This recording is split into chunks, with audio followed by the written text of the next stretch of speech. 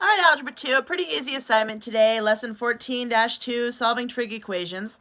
So I'm just going to go over a couple of examples here, and then I'll let you go ahead and get started on your assignment. You won't have very many problems to do it all, and again, it should be a really fast, easy assignment. So I brought up the unit circle again, so we have that unit circle because we're going to be using it on some of these problems. So make sure you have your unit circle handy, or bring up a unit circle on the web or whatever. So, first one, very first thing I'm going to do is I am going to add my root, just like I'm solving, so I'm going to get cosine by itself. So I'm going to add my root 3 over. So I'd have 2 cosine theta equals root 3. Divide by 2.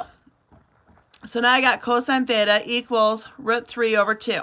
Now, remember, with the trig unit circle, cosine, sine for those ordered pairs, cosine, sine. So I look at my cosine sines, and what I'm going to want for these and what they're going to want is the radian measure. So I look right here, cosine, sine. So my cosine, root 3 over 2, what does that equal? Pi over 6. So this answer is going to be pi over 6. Oh, let me write that better. Pi over 6. And where else is a positive root 3 over 2? Right down there. Positive root 3 over 2. So it'd be 11 pi over 6. Done. I'm solved. Nothing more you have to do. So on 23, this one here, subtract your 5 over. So I've got 3 tan theta equals a negative 5. Divide by 3. So now I got tan theta equals negative 5 thirds. Make sure you're in radian mode for your calculator, because this is going to be a calculator work.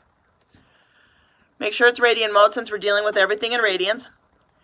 So you would type in tan inverse of negative 5 thirds, and you should get 2.11. Okay, so you should get 2.11. Okay, this one down here. And then go ahead and take 2.11 and add 2 pi to it. So take 2.11 plus 2 pi. And the reason why I'm using 2 pi is for 360.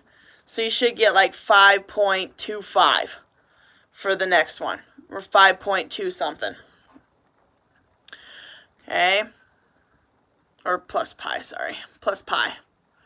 And the reason why I used pi, so in tangent was negative. So it'd have to be in this quadrant is when it would be negative. That's where I got the 2.11. Where else is tangent going to be negative? In this quadrant. Well, that's 180 degrees. So that's why I added pi to that to get the 5.25. Okay, so keep that in mind. If it would have been here and then up here, I would have added 3 pi over 2.